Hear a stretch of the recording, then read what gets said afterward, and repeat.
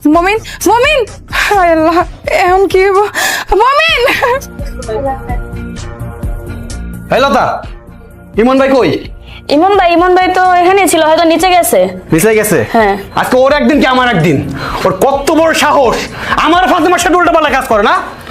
ওর আজকে খাইছি। হ্যাঁ মন ভাই দাঁড়ান।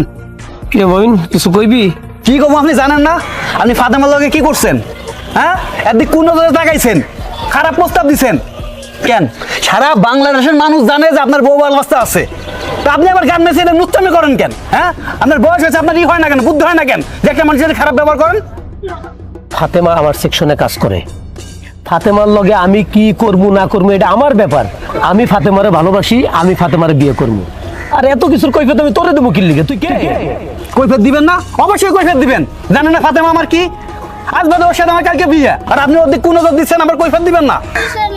বেহানিমন ভাই, আমি স্বাস্থ্য একটা কথা কইতেছি, আপনি মহল্লায় বড় ভাই সম্মান দেই, এরপরে যদি আপনি আমার ফাতেমার লগে কোনো কিছু করেন, কিন্তু ফাতেমার দিকে তাকান, ঠ্যাং ভাঙ্গি হাতে ধরে দিমু, একদম কয়ে দিলাম।